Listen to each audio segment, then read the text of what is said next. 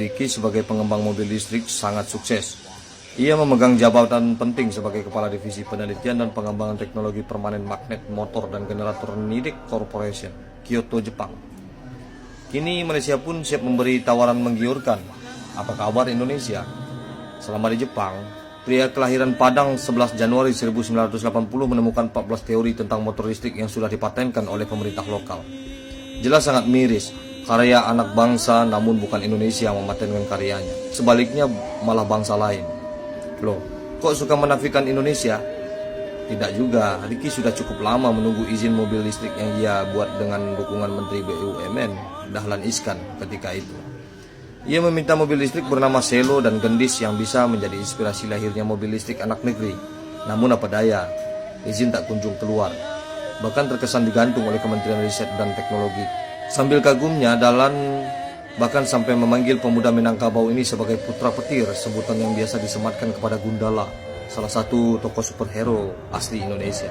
Ia menjanjikan Ricky sebagai pelaksana proyek pengembangan teknologi mobil listrik nasional. Ricky pun aktif melakukan penelitian di Ciharas, Tasikmalaya, terkait pembangkit listrik tenaga angin. Puncak kini kincir angin hasil rancangannya menjadi yang terbaik di dunia untuk kelas 500 watt. Yang lebih luar biasa lagi, ia rela pulang Jepang dengan segala fasilitas dan belajar yang didapat di sana. Ia memilih hidup sederhana di pelosok Ciharas dengan kehidupan ala kadarnya, sambil membimbing banyak mahasiswa yang ingin belajar. Ricky juga rela berjauhan sementara dengan istri tercinta demi cita-cita mewujudkan pembangkit listrik murah dan ramah lingkungan untuk Indonesia. Dahlan sendiri bingung, beberapa bus listrik yang masih nangkring di Kemenristek masih kesulitan keluar izinnya.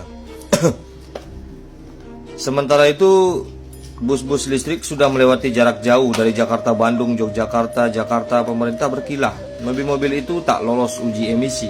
Agak aneh, sebab negara maju seperti Jepang saja menerima. Melalui akun Facebooknya, Ricky menerima jika perusahaan di Jepang menerima pekerjaan sebelumnya, terus membujuknya untuk kembali. Apalagi menurutnya saat ini Indonesia belum bersahabat untuk hasil-hasil karyanya. Akhirnya Ricky kembali ke Jepang setelah dikecewakan oleh bangsanya sendiri. Meskipun demikian, tekadnya tetap sama, ingin memberi kontribusi untuk negeri sendiri. Bisa jadi hal ini kelak akan terjadi kompilasi pemerintah memiliki kebijakan yang lebih baik bagi para ilmuwan seperti Ricky. Jika yang menikmati karya Ricky dan tim beberapa waktu lalu hanya Jepang, kini datang negara yang agak sensitif bagi kita, yaitu Malaysia. Ya, Malaysia telah menyetujui minat untuk membeli prototipe Selo dan akan dikembangkan di sana. Bahkan negeri jiran siap untuk memboyong Ricky. Saya berencana menerima pinangan Malaysia demi mewujudkan karya saya dan tim, kata Ricky. Ini pilihan realistis. Namun sebagai orang Indonesia, saya akan terus melakukan negosiasi dengan Malaysia agar Selo tetap dibuat di Indonesia. Proses pembuatan tetap harus di Indonesia.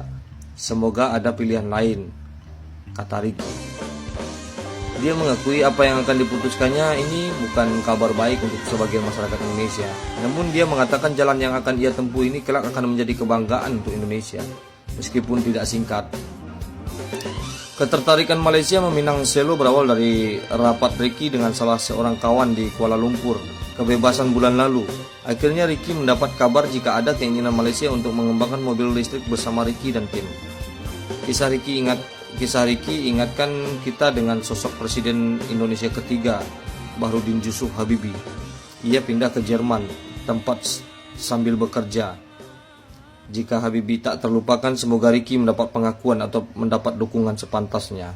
Inilah kisah Ricky, sang putra Minang